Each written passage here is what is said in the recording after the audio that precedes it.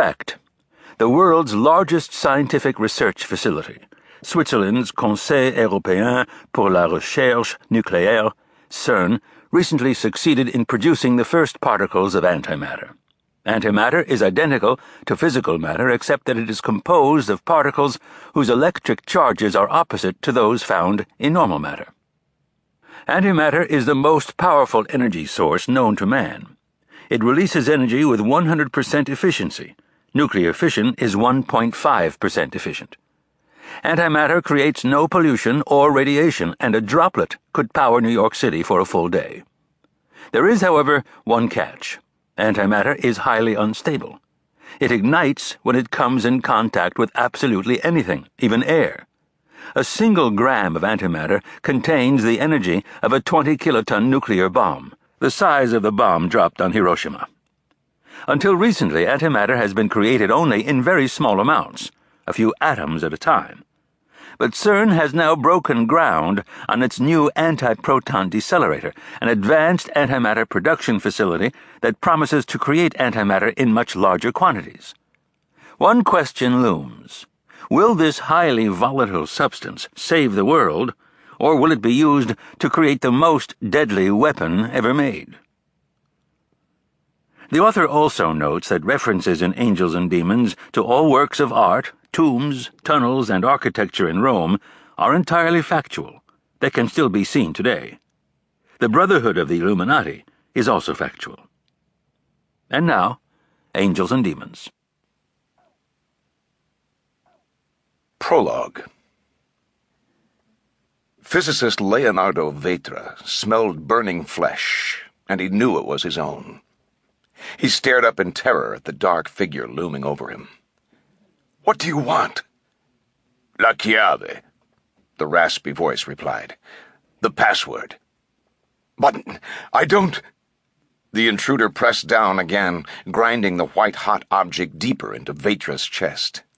There was the hiss of broiling flesh. Vetra cried out in agony. "There is no password!" He felt himself drifting toward unconsciousness. The figure glared. "Ne avevo paura. I was afraid of that." Vetra fought to keep his senses, but the darkness was closing in. His only solace was in knowing his attacker would never obtain what he had come for. A moment later, however, the figure produced a blade and brought it to Vetra's face. The blade hovered, carefully, surgically. "For the love of God!" Vetra screamed. But it was too late.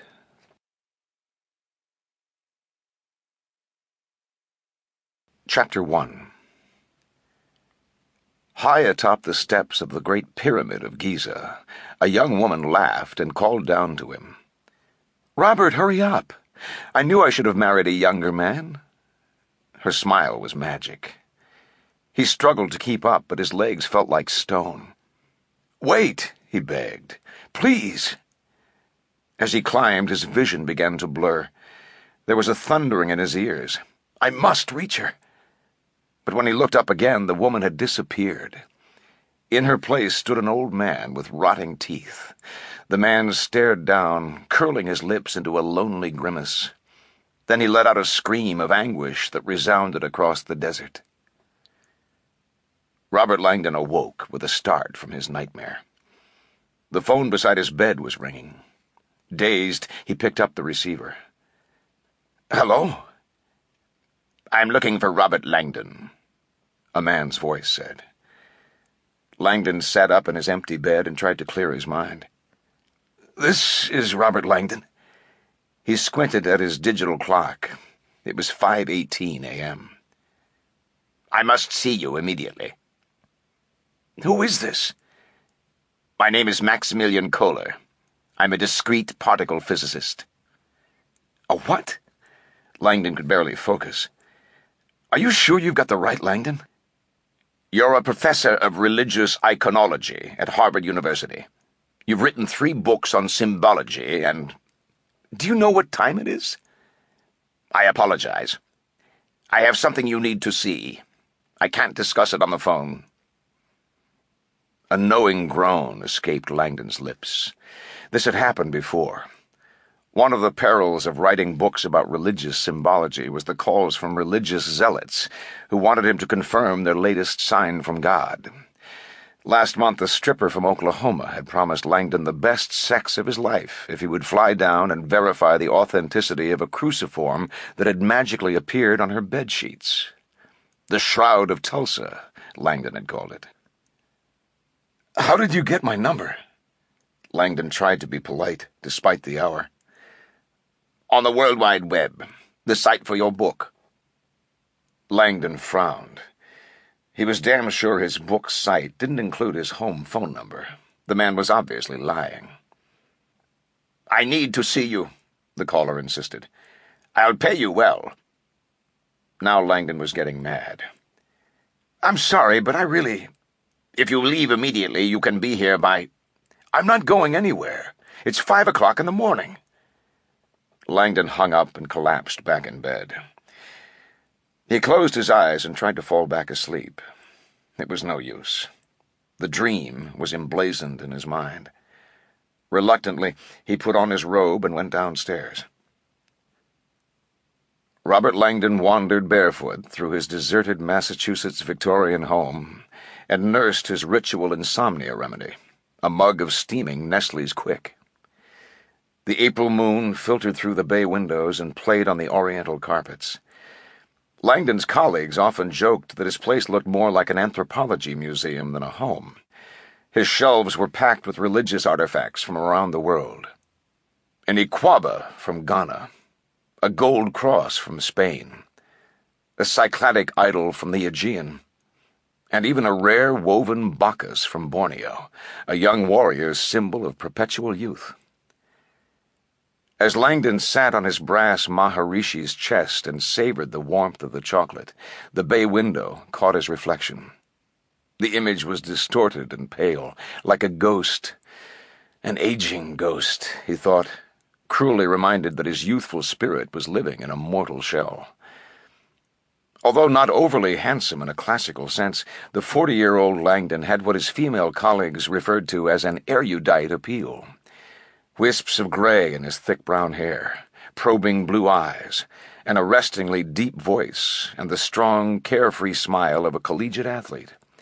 A varsity diver in prep school and college, Langdon still had the body of a swimmer, a toned, 6-foot physique that he vigilantly maintained with 50 laps a day in the university pool. Langdon's friends had always viewed him as a bit of an enigma, a man caught between centuries. On weekends he could be seen lounging on the quad in blue jeans, discussing computer graphics or religious history with students. Other times he could be spotted in his Harris tweed and paisley vest, photographed in the pages of upscale art magazines at museum openings, where he'd been asked to lecture. Although a tough teacher and strict disciplinarian, Langdon was the first to embrace what he hailed as the lost art of good, clean fun. He relished recreation with an infectious fanaticism that had earned him a fraternal acceptance among his students. His campus nickname, the Dolphin, was a reference both to his affable nature and his legendary ability to dive into a pool and outmaneuver the entire opposing squad in a water polo match. As Langdon sat alone, absently gazing into the darkness, the silence of his home was shattered again, this time by the ring of his fax machine. Too exhausted to be annoyed, Langdon forced a tired chuckle. God's people, he thought. 2,000 years of waiting for their Messiah, and they're still persistent as hell. Wearily, he returned his empty mug to the kitchen and walked slowly to his oak-paneled study. The incoming fax lay in the tray. Sighing, he scooped up the paper and looked at it. Instantly, a wave of nausea hit him. The image on the page was that of a human corpse. The body had been stripped naked, and its head had been twisted, facing completely backward. On the victim's chest was a terrible burn. The man had been branded, imprinted with a single word. It was a word Langdon knew well, very well. He stared at the ornate lettering in disbelief. Illuminati. Illuminati, he stammered, his heart pounding. It can't be. In slow motion, afraid of what he was about to witness, Langdon rotated the fax 180 degrees. He looked at the word upside down. Instantly, the breath went out of him. It was like he had been hit by a truck. Barely able to believe his eyes, he rotated the fax again, reading the brand right side up and then upside down. Illuminati, he whispered. Stunned, Langdon collapsed in a chair. He sat a moment in utter bewilderment. Gradually, his eyes were drawn to the blinking red light on his fax machine. Whoever had sent this fax was still on the line, waiting to talk. Langdon gazed at the blinking light a long time. Then, trembling, he picked up the receiver. Chapter 2. "Do I have your attention now?" the man's voice said when Langdon finally answered the line. "Yes, sir, you damn well do. You want to explain yourself?" "I tried to tell you before." The voice was rigid, mechanical. "I'm a physicist. I run a research facility. We've had a murder. You saw the body." "How did you find me?" Langdon could barely focus. His mind was racing from the image on the fax. "I already told you. The World Wide Web. The site for your book. The Art of the Illuminati." Langdon tried to gather his thoughts. His book was virtually unknown in mainstream literary circles, but it had developed quite a following online. Nonetheless, the caller's claim still made no sense. "That page has no contact information," Langdon challenged. "I'm certain of it." "I have people here at the lab very adept at extracting user information from the web." Langdon was skeptical. "Sounds like your lab knows a lot about the web." "We should," the man fired back. "We invented it." Something in the man's voice told Langdon he was not joking. "I must see you," the caller insisted. "This is not a matter we can discuss on the phone. My lab is only an hour's flight from Boston." Langdon stood in the dim light of his study and analyzed the fax in his hand. The image was overpowering, possibly representing the epigraphical find of the century, a decade of his research confirmed in a single symbol. "It's urgent," the voice pressured. Langdon's eyes were locked on the brand. "Illuminati," he read over and over. His work had always been based on the symbolic equivalent of fossils, ancient documents, and historical hearsay, but this image before him was today, present tense. He felt like a paleontologist coming face to face with a living dinosaur. "I've taken the liberty of sending a plane for you," the voice said. "It will be in Boston in 20 minutes. Langdon felt his mouth go dry. An hour's flight. "Please forgive my presumption," the voice said. "I need you here." Langdon looked again at the fax. An ancient myth confirmed in black and white. The implications were frightening. He gazed absently through the bay window. The first hint of dawn was sifting through the birch trees in his backyard, but the view looked somehow different this morning. As an odd combination of fear and exhilaration settled over him, Langdon knew he had no choice.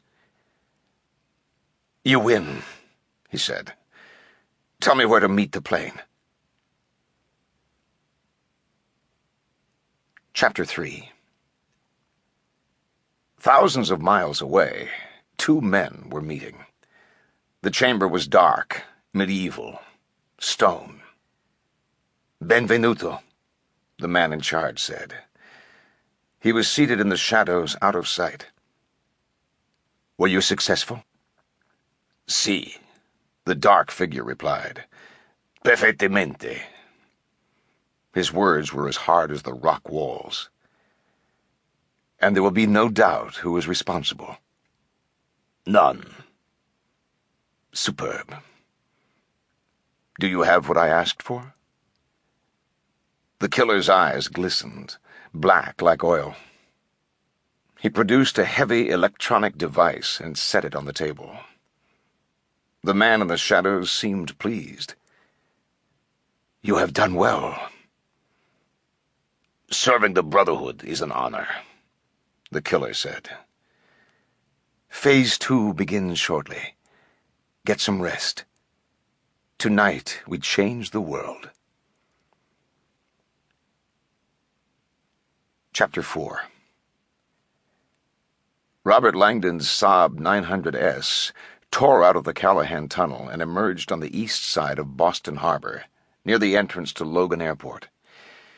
Checking his directions, Langdon found Aviation Road and turned left past the old Eastern Airlines building.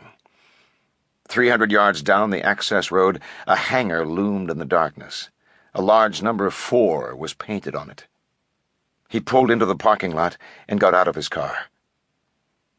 A round-faced man in a blue flight suit emerged from behind the building. "Robert Langdon?" he called. The man's voice was friendly. He had an accent Langdon couldn't place. "That's me," Langdon said, locking his car. "Perfect timing," the man said. "I just landed. Follow me, please." As they circled the building, Langdon felt tense. He wasn't accustomed to cryptic phone calls and secret rendezvous with strangers. Not knowing what to expect, he had donned his usual classroom attire, a pair of chinos, a turtleneck, and a Harris tweed suit jacket. As they walked, he thought about the fax in his jacket pocket, still unable to believe the image it depicted. The pilot seemed to sense Langdon's anxiety. "Flying is not a problem for you, is it, sir?" "Not at all," Langdon replied. "Branded corpses are a problem for me. Flying I can handle." The man led Langdon the length of the hangar. They rounded the corner onto the runway. Langdon stopped dead in his tracks and gaped at the aircraft parked on the tarmac. "We're riding in that?" The man grinned. "Like it?" Langdon stared a long moment. "Like it? What the hell is it?" The craft before them was enormous. It was vaguely reminiscent of the space shuttle, except that the top had been shaved off, leaving it perfectly flat. Parked there on the runway, it resembled a colossal wedge. Langdon's first impression was that he must be dreaming. The vehicle looked as airworthy as a Buick. The wings were practically non-existent, just 2 stubby fins on the rear of the fuselage. A pair of dorsal guiders rose out of the aft section. The rest of the plane was hull, about 200 feet from front to back, no windows, nothing but hull. 250,000 kilos, fully fueled, the pilot offered, like a father bragging about his newborn. Runs on slush hydrogen. The shell's a titanium matrix with silicon carbide fibers. She packs a 20-to-1 thrust-to-weight ratio. Most jets run at 7-to-1. The director must be in one hell of a hurry to see you. He doesn't usually send the big boy. "This thing flies?" Langdon said. The pilot smiled. "Oh, yeah." He led Langdon across the tarmac toward the plane. "Looks kind of startling, I know. But you better get used to it. In 5 years, all you'll see are these babies. HSCTs, high-speed civil transports. Our lab's one of the first to own one." Must be one hell of a lab, Langdon thought. "This one's a prototype of the Boeing X-33, the pilot continued. "But there are dozens of others. The National Aerospace Plane. The Russians have Scramjet. The Brits have Hottle.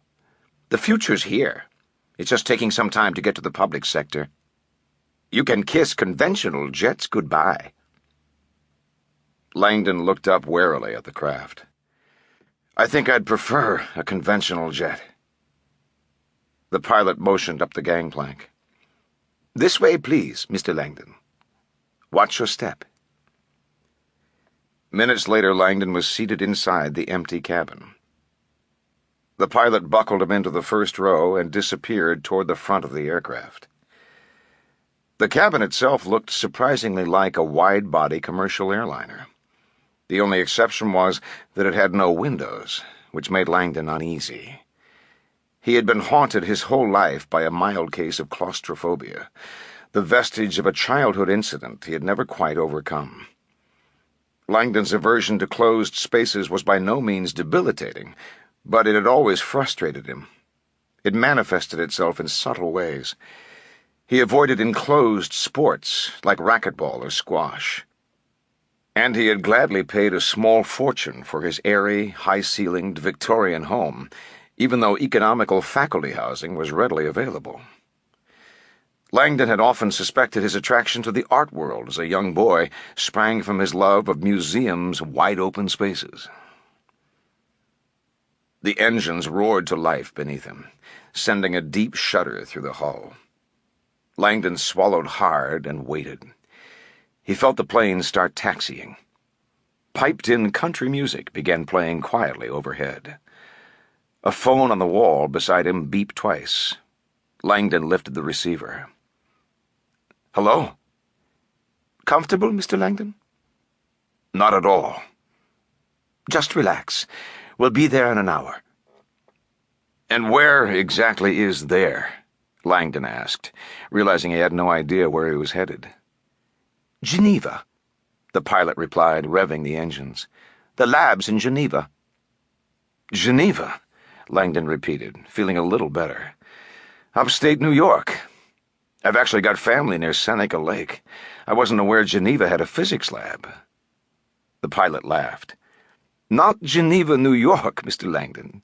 Geneva, Switzerland." The word took a long moment to register. "Switzerland?" Langdon felt his pulse surge.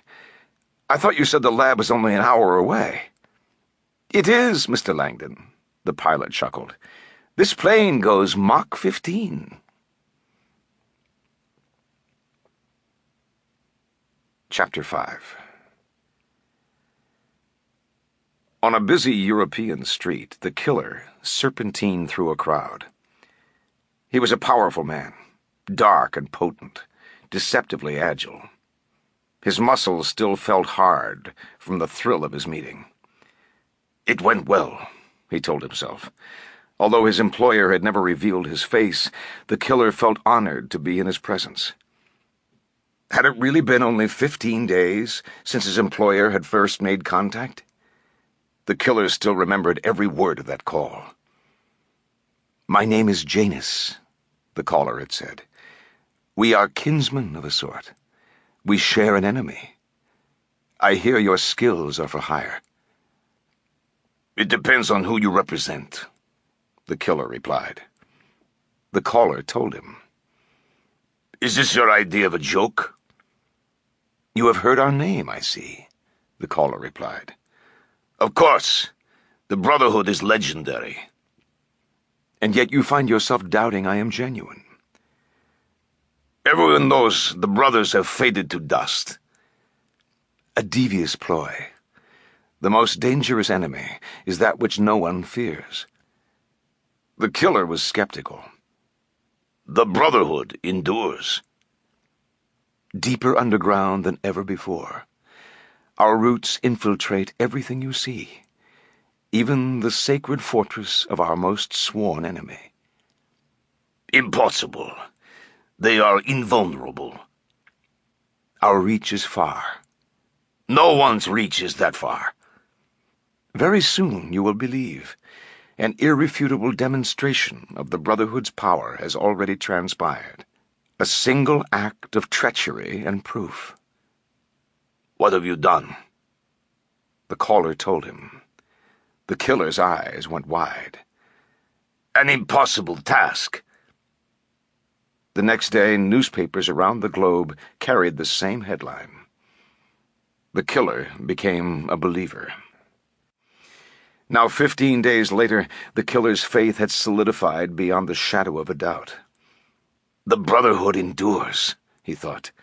"Tonight they will surface to reveal their power."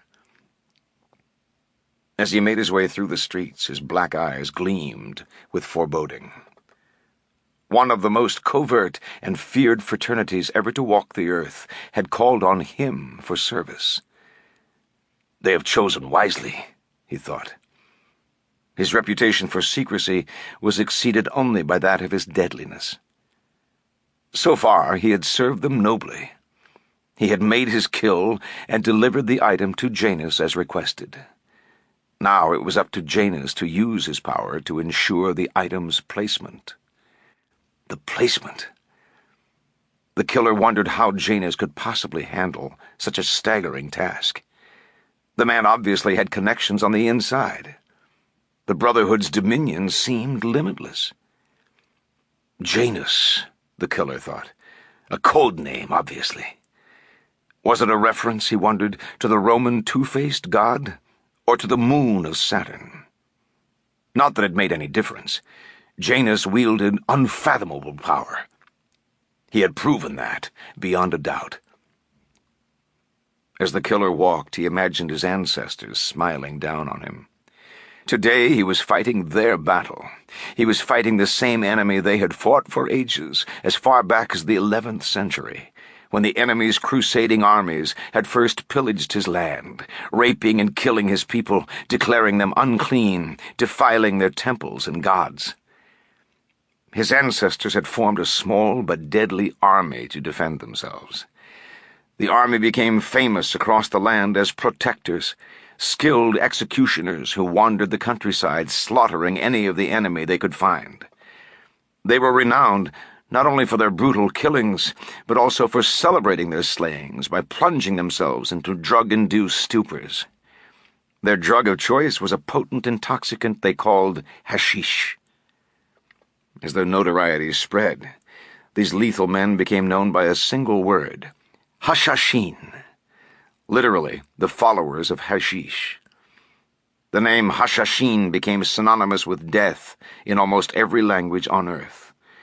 The word was still used today, even in modern English. But like the craft of killing, the word had evolved. It was now pronounced assassin.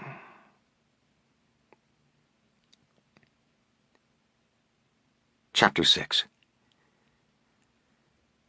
64 minutes had passed when an incredulous and slightly airsick Robert Langdon stepped down the gangplank onto the sun-drenched runway. A crisp breeze rustled the lapels of his tweed jacket. The open space felt wonderful. He squinted out at the lush green valley rising to snow-capped peaks all around them. "I'm dreaming," he told himself. "Any minute now, I'll be waking up." "Welcome to Switzerland," the pilot said, yelling over the roar of the X-33's misted-fuel HEDM engines winding down behind them. Langdon checked his watch. It read 7:07 a.m. "You just crossed 6 time zones," the pilot offered. "It's a little past 1 p.m. here." Langdon reset his watch. "How do you feel?" He rubbed his stomach. "Like I've been eating styrofoam." The pilot nodded. "Altitude sickness. We were at 60,000 feet. You're 30% lighter up here. Lucky we only did a puddle jump. If we'd gone to Tokyo, I'd have taken her all the way up, 100 miles. Now that'll get your insides rolling." Langdon gave a wan nod and counted himself lucky. All things considered, the flight had been remarkably ordinary. Aside from a bone-crushing acceleration during takeoff, the plane's motion had been fairly typical. Occasional minor turbulence, a few pressure changes as they'd climbed, but nothing at all to suggest that they had been hurtling through space at the mind-numbing speed of 11,000 miles per hour. A handful of technicians scurried onto the runway to tend to the X-33. The pilot escorted Langdon to a black Peugeot sedan in a parking lot beside the control tower. Moments later, they were speeding down a paved road that stretched out across the valley floor. A faint cluster of buildings rose in the distance. Outside, the grassy plains tore by in a blur. Langdon watched in disbelief as the pilot pushed the speedometer up around 170 kilometers an hour, over 100 miles per hour. What is it with this guy and speed, he wondered. 5 kilometers to the lab, the pilot said. I'll have you there in 2 minutes. Langdon searched in vain for a seatbelt. Why not make it 3 and get us there alive? The car raced on. Do you like Reba? The pilot asked, jamming a cassette onto the tape deck. A woman started singing, It's Just the Fear of Being Alone. No fear here, Langdon thought absently. His female colleagues often ribbed him that his collection of museum-quality artifacts was nothing more than a transparent attempt to fill an empty home, a home they insisted would benefit greatly from the presence of a woman. Langdon always laughed it off, reminding them he already had 3 loves in his life: symbology, water polo, and bachelorhood, the latter being a freedom that enabled him to travel the world, sleep as late as he wanted, and enjoy quiet nights at home with a brandy and a good book. We're like a small city, the pilot said, pulling Langdon from his daydream. Not just labs. We've got supermarkets, a hospital, even a cinema. Langdon nodded blankly and looked out at the sprawling expanse of buildings rising before them. In fact, the pilot added, we possess the largest machine on Earth. Really? Langdon scanned the countryside. You won't see it out there, sir, the pilot smiled. It's buried 6 stories below the Earth. Langdon didn't have time to ask. Without warning, the pilot jammed on the brakes. The car skidded to a stop outside a reinforced sentry booth. Langdon read the sign before them. Sécurité. Arrêtez. He suddenly felt a wave of panic, realizing where he was. My God, I didn't bring my passport. Passports are unnecessary, the driver assured. We have a standing arrangement with the Swiss government. Langdon watched dumbfounded as his driver gave the guard an ID. The sentry ran it through an electronic authentication device. The machine flashed green. Passenger name? Robert Langdon, the driver replied. Guest of? The director. The sentry arched his eyebrows. He turned and checked a computer printout, verifying it against the data on his computer screen. Then he returned to the window. Enjoy your stay, Mr. Langdon. The car shot off again, accelerating another 200 yards around a sweeping rotary that led to the facility's main entrance. Looming before them was a rectangular, ultra-modern structure of glass and steel. Langdon was amazed by the building's striking, transparent design.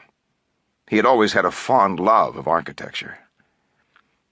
The glass cathedral, the escort offered. A church? Hell no. A church is the one thing we don't have. Physics is the religion around here. Use the Lord's name in vain all you like, he laughed. Just don't slander any quarks or mesons.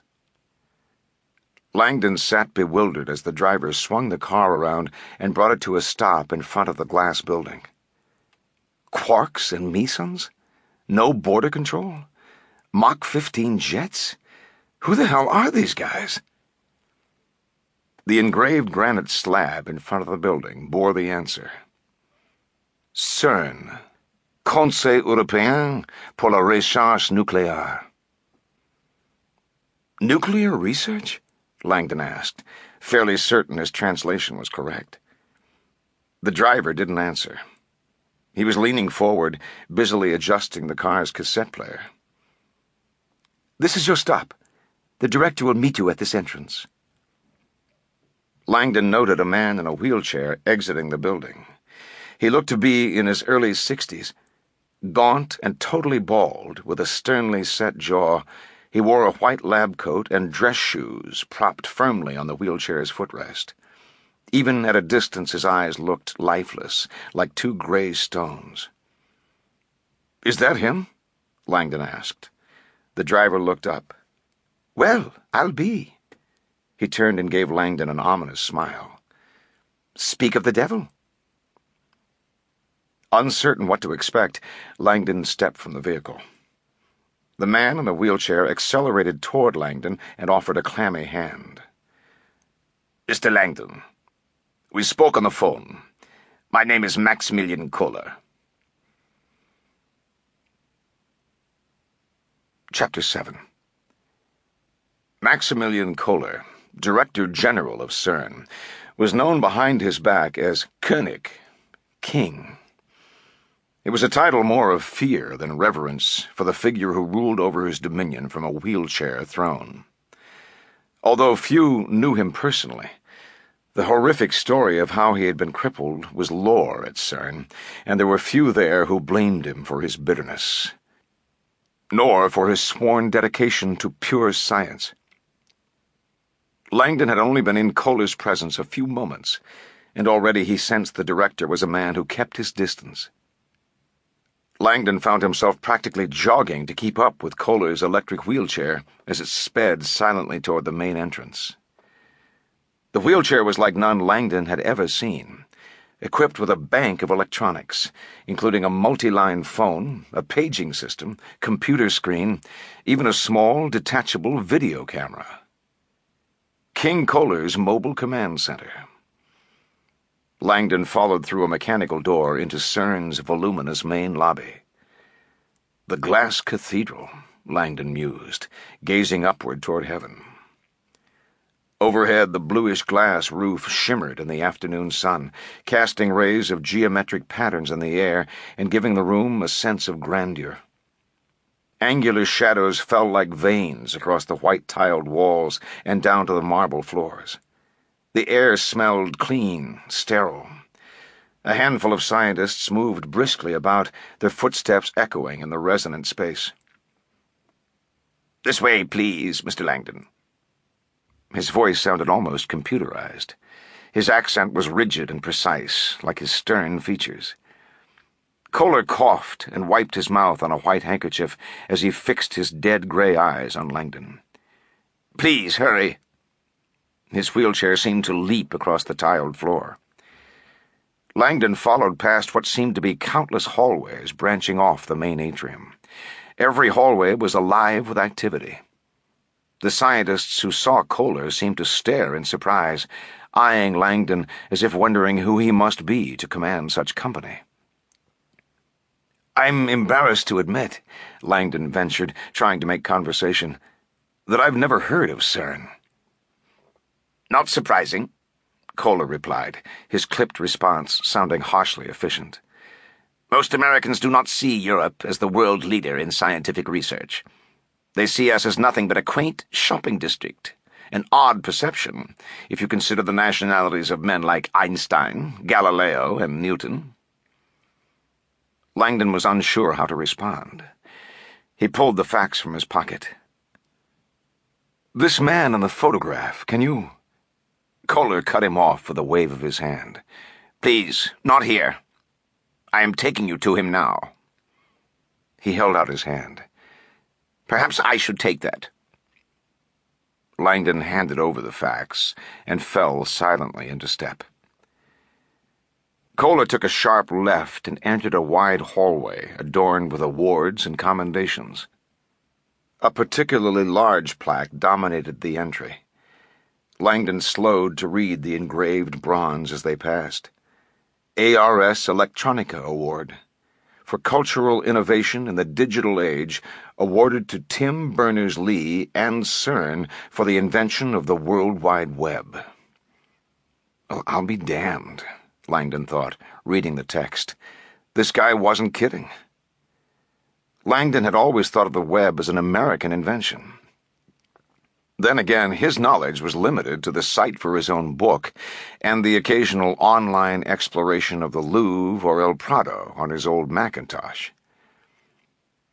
"The web," Kohler said, coughing again and wiping his mouth, "began here as a network of in-house computer sites.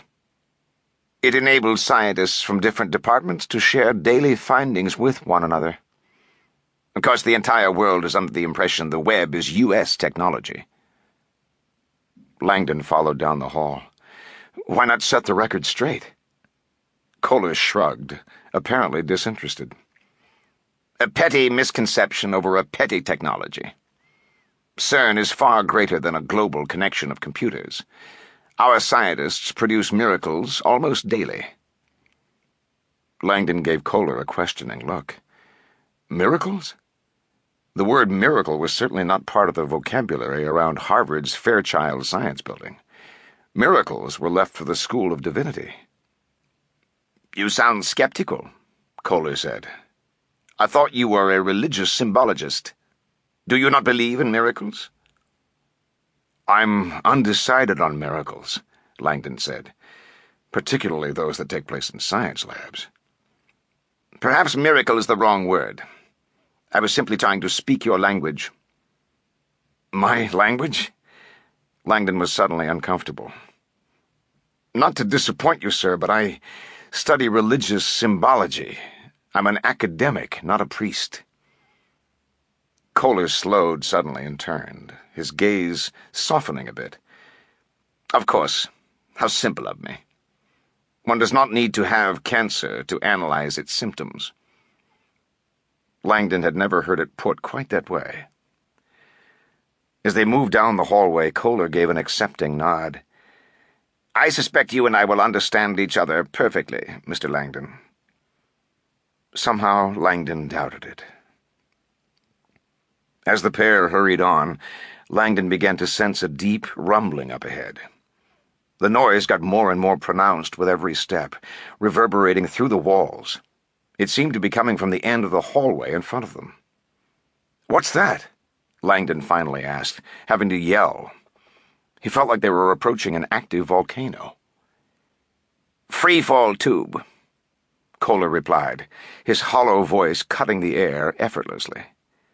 He offered no other explanation. Langdon didn't ask. He was exhausted, and Maximilian Kohler seemed disinterested in winning any hospitality awards. Langdon reminded himself why he was here. Illuminati. He assumed somewhere in this colossal facility was a body branded with a symbol he had just flown 3,000 miles to see. As they approached the end of the hall, the rumble became almost deafening, vibrating up through Langdon's soles. They rounded the bend, and a viewing gallery appeared on the right. 4 thick-paned portals were embedded in a curved wall, like windows in a submarine. Langdon stopped and looked through one of the holes. Professor Robert Langdon had seen some strange things in his life, but this was the strangest. He blinked a few times, wondering if he was hallucinating. He was staring into an enormous circular chamber. Inside the chamber, floating as though weightless, were people. 3 of them. One waved and did a somersault in midair. "My God," he thought, "I'm in the land of Oz." The floor of the room was a mesh grid, like a giant sheet of chicken wire. Visible beneath the grid was the metallic blur of a huge propeller. "Free-fall tube," Kohler said, stopping to wait for him. "Indoor skydiving. For stress relief. It's a vertical wind tunnel."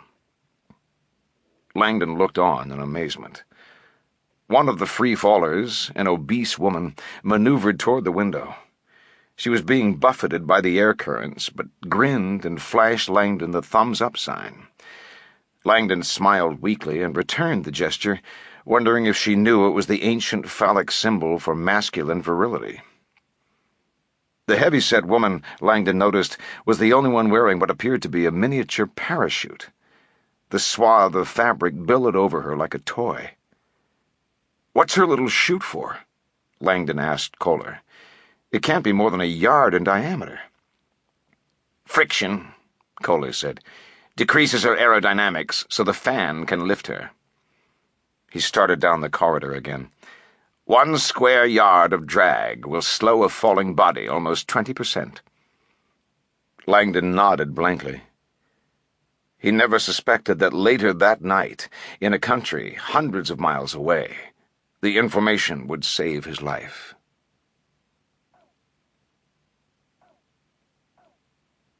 Chapter 8.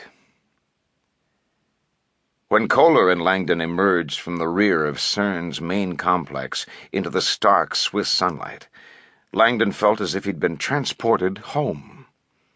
The scene before him looked like an Ivy League campus. A grassy slope cascaded downward onto an expansive lowlands, where clusters of sugar maples dotted quadrangles bordered by brick dormitories and footpaths. Scholarly-looking individuals with stacks of books hustled in and out of buildings. As if to accentuate the collegiate atmosphere, two long-haired hippies hurled a frisbee back and forth while enjoying Mahler's Fourth Symphony blaring from a dorm window. "These are our residential dorms," Kohler explained as he accelerated his wheelchair down the path toward the buildings. "We have over 3,000 physicists here. CERN single-handedly employs more than half of the world's particle physicists, the brightest minds on Earth. Germans, Japanese, Italians, Dutch, you name it. Our physicists represent over 500 universities and 60 nationalities." Langdon was amazed. How do they all communicate? English, of course. The universal language of science. Langdon had always heard math was the universal language of science, but he was too tired to argue. He dutifully followed Kohler down the path. Halfway to the bottom, a young man jogged by. His T-shirt proclaimed the message, "No gut, no glory." Langdon looked after him, mystified. Gut? "General unified theory," Kohler quipped. "The theory of everything." "I see," Langdon said, not seeing at all. "Are you familiar with particle physics, Mr. Langdon?" Langdon shrugged. "I'm familiar with general physics, falling bodies, that sort of thing." His years of high-diving experience had given him a profound respect for the awesome power of gravitational acceleration. "Particle physics is the study of atoms, isn't it?" Kohler shook his head. "Atoms look like planets compared to what we deal with. Our interests lie with an atom's nucleus, a mere 10,000th the size of the whole." He coughed again, sounding sick. "The men and women of CERN are here to find answers to the same questions man has been asking since the beginning of time. Where did we come from? What are we made of?" "And these answers are in a physics lab?" "You sound surprised." "I am. The questions seem spiritual." "Mr. Langdon, all questions were once spiritual. Since the beginning of time, spirituality and religion have been called on to fill in the gaps that science did not understand. The rising and setting of the sun was once attributed to Helios and a flaming chariot. Earthquakes and tidal waves were the wrath of Poseidon. Science has now proven those gods to be false idols. Soon all gods will be proven to be false idols. Science has now provided answers to almost every question man can ask. There are only a few questions left, and they are the esoteric ones. Where do we come from? What are we doing here? What is the meaning of life and the universe?" Langdon was amazed. "And these are the questions CERN is trying to answer?" "Correction. These are the questions we are answering." Langdon fell silent as the two men wound through the residential quadrangles. As they walked, a frisbee sailed overhead and skidded to a stop directly in front of them. Kohler ignored it and kept going. A voice called out from across the quad, "S'il vous plaît?" Langdon looked over. An elderly, white-haired man in a college Paris sweatshirt waved to him. Langdon picked up the frisbee and expertly threw it back. The old man caught it on one finger and bounced it a few times before whipping it over his shoulder to his partner. "Merci," he called to Langdon. "Congratulations," Kohler said when Langdon finally caught up. "You just played toss with a Nobel Prize winner. Georges Charpak, inventor of the multi-wire proportional chamber." Langdon nodded. "My lucky day." It took Langdon and Kohler 3 more minutes to reach their destination, a large, well-kept dormitory sitting in a grove of aspens. Compared to the other dorms, this structure seemed luxurious. The carved stone sign in front read, "Building C." Imaginative title, Langdon thought. But despite its sterile name, Building C appealed to Langdon's sense of architectural style, conservative and solid. It had a red brick facade, an ornate balustrade, and sat framed by sculpted symmetrical hedges. As the two men ascended the stone path toward the entry, they passed under a gateway formed by a pair of marble columns. Someone had put a sticky note on one of them. "This column is ionic." Physicist graffiti? Langdon mused, eyeing the column and chuckling to himself. I'm relieved to see that even brilliant physicists make mistakes. Kohler looked over. What do you mean? Whoever wrote that note made a mistake. That column isn't ionic. Ionic columns are uniform in width. That one's tapered. It's Doric, the Greek counterpart. A common mistake. Kohler didn't smile. The author meant it as a joke, Mr. Langdon. Ionic means containing ions, electrically charged particles. Most objects contain them. Langdon looked back at the column and groaned. Langdon was still feeling stupid when he stepped from the elevator on the top floor of Building C. He followed Kohler down a well-appointed corridor. The decor was unexpected, traditional colonial French. A cherry divan, porcelain floor vase, and scrolled woodwork. We like to keep our tenured scientists comfortable, Kohler explained. Evidently, Langdon thought. So the man in the fax lived up here? One of your upper-level employees? Quite, Kohler said. He missed a meeting with me this morning and did not answer his page. I came up here to locate him and found him, dead, in his living room. Langdon felt a sudden chill, realizing that he was about to see a dead body. His stomach had never been particularly stalwart. It was a weakness he discovered as an art student, when the teacher informed the class that Leonardo da Vinci had gained his expertise in the human form by exhuming corpses and dissecting their musculature. Kohler led the way to the far end of the hallway. There was a single door. The penthouse, as you would say, Kohler announced, dabbing a bead of perspiration from his forehead. Langdon eyed the lone oak door before them. The nameplate read, Leonardo Vetra.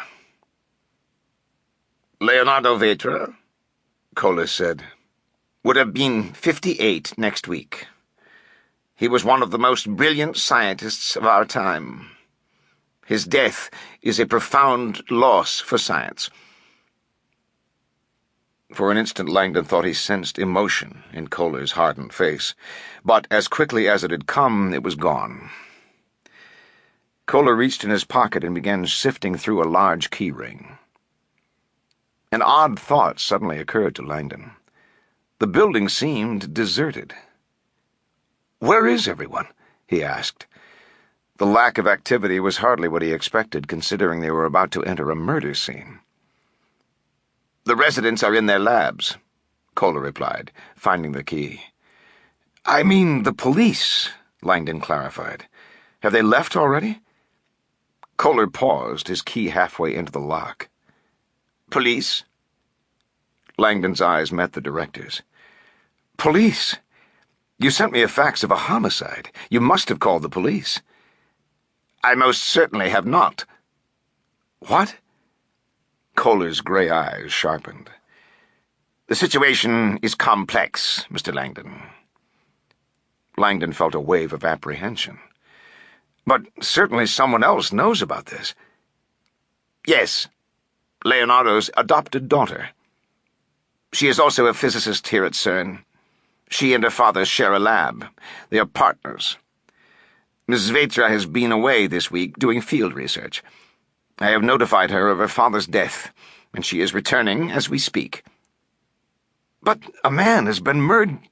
A formal investigation, Kohler said, his voice firm, will take place. However, it will most certainly involve a search of Vetra's lab, a space he and his daughter hold most private. Therefore, it will wait until Ms. Vetra has arrived. I feel I owe her at least that modicum of discretion." Kohler turned the key. As the door swung open, a blast of icy air hissed into the hall and hit Langdon in the face. He fell back in bewilderment. He was gazing across the threshold of an alien world. The flat before him was immersed in a thick white fog. The mist swirled in smoky vortexes around the furniture and shrouded the room in opaque haze. "What the—" Langdon stammered. "Freon cooling system," Kohler replied. "I chilled the flat to preserve the body." Langdon buttoned his tweed jacket against the cold. "I'm in Oz," he thought, "and I forgot my magic slippers."